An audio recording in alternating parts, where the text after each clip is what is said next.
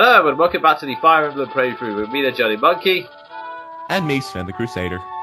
Last time, we entered the Santuras, we kicked ass, a friend joined us, everything was good overall. Fire Emblem stock, really? Yeah, pretty much. And now, we are now moving to meet the Marquess of Santuras themselves to try and get an explanation out of him. Seems like a very reasonable thing to do, I think. Yeah. It's not going to end well. Because It's Fire Emblem, I can only imagine. Yeah, these things rarely do. And especially when you hear ominous music, that's already bad. Yeah, especially in Fire Emblem. Yeah. Oh hi, it's that golden eye again. Yep. I swear it now. Anyway. Yeah, you can tell just by the way this conversation is going, this cannot end well.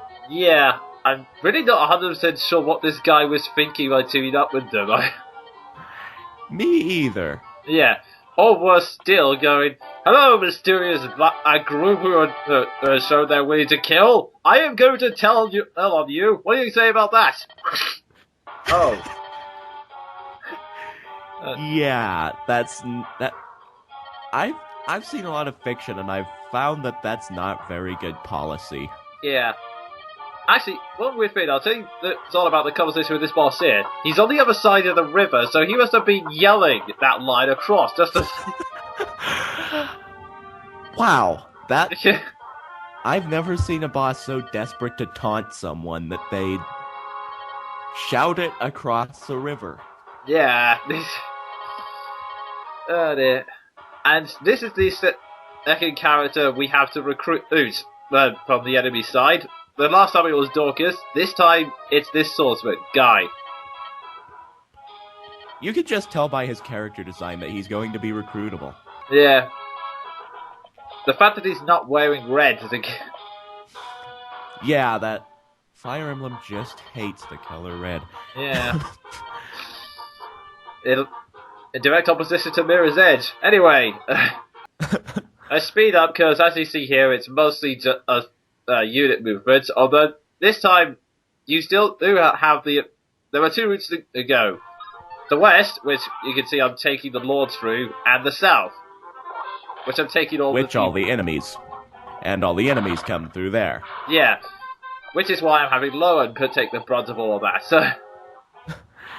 Oh, poor guy, we're never going to see him. We're probably never going to see him again once we start getting better units. Oh, I can tell you right now, you won't. Oh, poor neglected Lowen. Yeah. With the route on the west, it's full of snags, so that's what I use Marcus for, pretty much, since he has these steel lads and ridiculously high attack points, so... Yeah, use him to knock them down in one hit, and then... cross through the various mountains and... Oh wait, there's no mountains to the west. Do you know what I mean? Just cross that part of the map. Yeah, just knock the snags down and go over the hills and through the woods. Damn it, you did it much better than I did, and it only took you one try. Sorry? It's my own language, curse it. Anyway.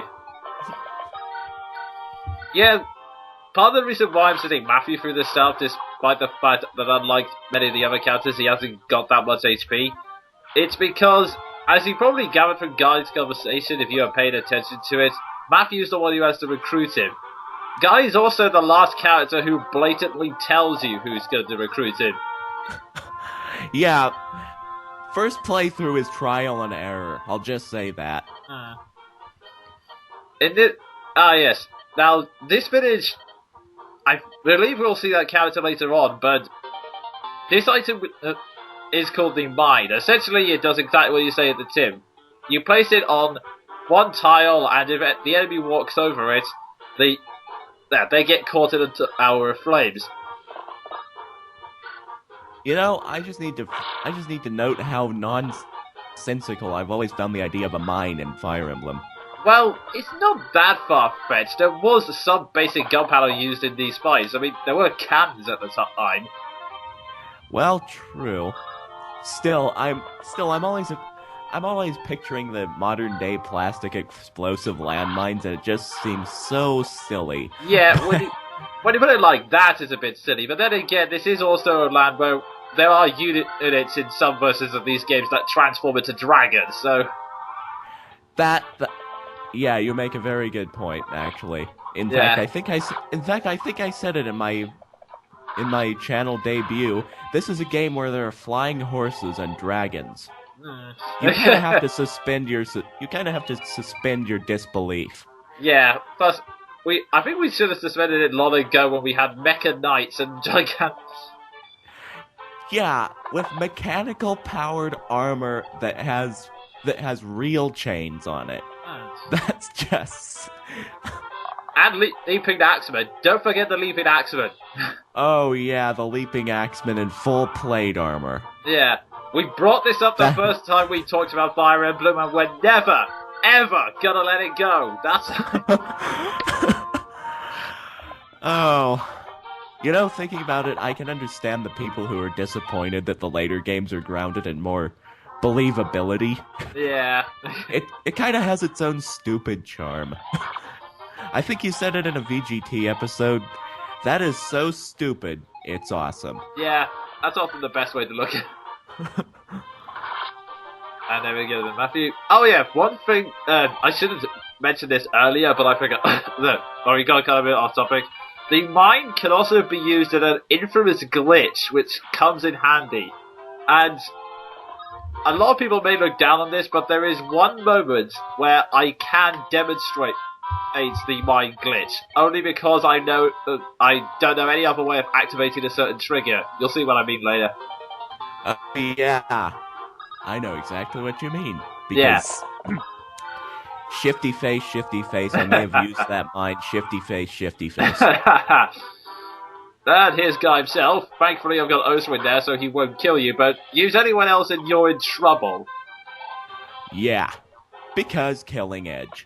Yeah, but it's a combination of killing Edge and the fact that Guy's defenses, at least when you first get him, are kind of frail. So, if you try to use someone like, say, Marcus, chances are he will kill him with one hit.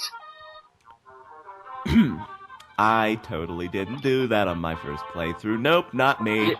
Yeah, sure. To be fair, I've done it as well, hence why I speak from experience. Well, usually I just disarm Marcus because I always do. I never use him. I disarm Marcus and send him as a meat shield. Yeah. Pretty much, for me, Marcus is either a meat shield or he's a transporter in that he goes to buy things or visit villages. In fact, one thing about this chapter, go and visit the village in the top left corner. The reason why is that activates an important side quest. Oh yes, and that side quest will become very useful. Yeah, in fact, this side quest is the next chapter, so you'll see it. Yep. And we're getting shot at. Yeah. And had axes thrown at us. Although that's kind of ineffectual, I'm always astounded at how enemies will use hand axes on anything despite their hit chances. Well, to be fair, I don't think in the logic of Fire Emblem they can see the stats, it's only the player. True, yeah, that's... And that actually does make sense, too. Yeah. Anyway. Sorry, I love this music. But yeah, to recruit Guy, you have to use Matthew, and yeah, this is a kind of interesting relationship compared to the others, because essentially Matt likes to basically taunt and break Guy up. Oh. Matthew is just so crazy awesome. Yeah, pretty much. The reason why the Oa detonated at all is because Guy was starving, he hadn't had any food in 10 days, and Matthew basically said, I'll only give you food if you say you owe me for your life. Wow, you gotta leave it to the thieves, don't you? Yeah. But yeah, like I said during the prologue, there was a unit called Miradons, which are pretty much kick-ass sword units, essentially. They have weak defense, but they make up for it. And the fact that Guy has a killing edge, which is essentially a sword that boosts your chances of a critical hit. Yikes, let's just say that. Yeah. For how early he comes into this story, he is ridiculously awesome. Yeah. And unlike as another unit, he'll be one that I'll be using constantly. Unlike poor Lowen. Yeah. In the meantime, we have Hector, who is another unit we have to use constantly, but yeah, once you see what he can do in action without Wolf Ailey, and that's half the health gone. Yeah, he is the bane of anything in remotely heavy armor. Pretty much. Or on a horse. That is true. Lauren! Oh, now you see why we're not using you, buddy. Yeah. Yikes. Oh, that could have been very, very, very unfortunate. Yeah, but because I'm such a perfectionist, that would have led me to just restarting the entire chapter, which I hate doing, to be all honesty. And I'm glad you weren't forced to, because that would be something I would refuse to commentate on. Yeah, don't worry, I wouldn't have show you the entire chapter again, not on that. And yeah, after we have Guy kill some more units, we're going to be showing off another feature it was kind of introduced. Actually, I forget which game introduced it, but essentially it's called support conversations. Now, gameplay-wise, what they do is that they increase the bond between a unit so that when they're next to each other, their stats gain a significant boost, which allows you to take on more powerful enemies and, well, just perform better overall. Story-wise, you get some pretty awesome character development and occasionally more insight on their background, so... It's generally worth it, really. Yeah. Although, with some characters that take a lot more time than others, like Hector and Edward, since they know each other already, it's... Yeah. With the very little time they've spent together, it's enough to activate the first level of it. Yeah. Character exposition, not much to talk about, is there? Yeah, actually, on the colored line, I think that's pretty much with these two. Eventually, they start comparing how many times they won against each other. And apparently, anyone has been beating Hector, which I'm not 100% sure about, to be honest. Yeah, 14 he... But, yeah. Yeah, I'm sorry, but it just hit me how strange it is in my mind that Eliud was beating Hector, who has been plowing through everything he sees in these last two chapters. Pretty much. I mean, he missed, like, one archer, and that's about it. Yeah. And that was his debut, so we couldn't help but feel a bit suspicious. Yeah, but anyway, yeah, that's generally what happens in supports. At the very least, it's usually a bit of fun, so... Yeah. If nothing else, if you don't have anything better to do in the chapter, you're just plowing through mooks, hey, why not? Yeah. To activate them, you don't always get straight away. You have to keep the two units next to each other for a certain amount of time, which thankfully was improved in Path of Radiance. But at the very least in this game, I will be doing more support mods and getting all the different interactions between characters, and I'll be showing you an easy way to do it later on as well. That might come in handy for me, because I've been doing it the old-fashioned way of grinding for 100 turns plus. Ah, okay, maybe I shouldn't have said easy, but it's pretty much... Because it is pretty much that route, I'll be honest. Well, I'm going to try and see if I can preempt that route. You have a mission where you kill a stationary boss, and you just wait, basically. Yep. Either that, or when you're in a situation like this, when the Lord just has to seize it, then you leave them. Yeah. I remember one time whenever I acted like a complete numpty in Lin mode, I was on Bugs chapter, and I decided I would grind for the Lin Florina support. I sat there for about 100 turns waiting before I remembered, oh, Yeah, don't activate during the prologue. It's only during anyone in Hector state that happens.